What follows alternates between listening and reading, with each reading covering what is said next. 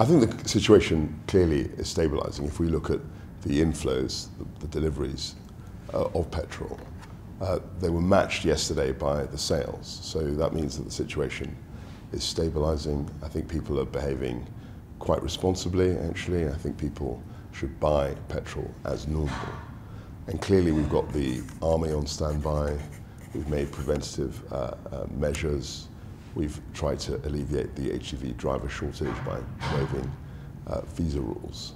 We're working very closely with the industry, my department, and the Department for Transport, and I think the situation is stabilising, as you say.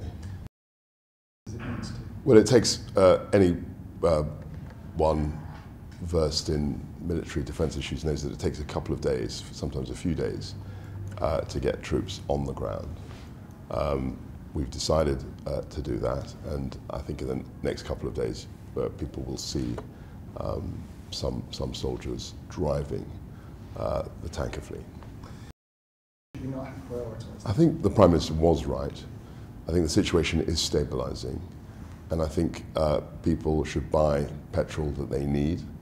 And if we look at where we are, we're in a slightly better place than we were on the weekend. And we're making the measures, as I said, having an impact. And I think the situation is stabilising. Is this a crisis? No, I don't think so. I think that the last few days have been difficult. We've seen large queues, but I think the situation is stabilising. We're getting petrol into the forecourts. And as I said yesterday, that was matched by the sales. So the situation, the stock is stabilising, and I think we're going to see our way through this. I'm not guaranteeing anything. All I'm saying is that I think the situation is stabilising. I think people realise that this will pass, and we're very, very focused on making sure that we get enough drivers.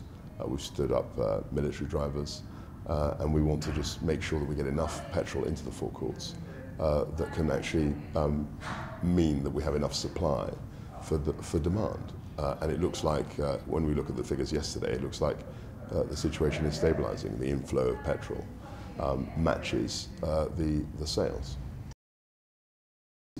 I totally reject that. I mean, if you look at the global community, there isn't a country which is more ambitious in its climate ambitions, which has reduced carbon emissions more than the United Kingdom.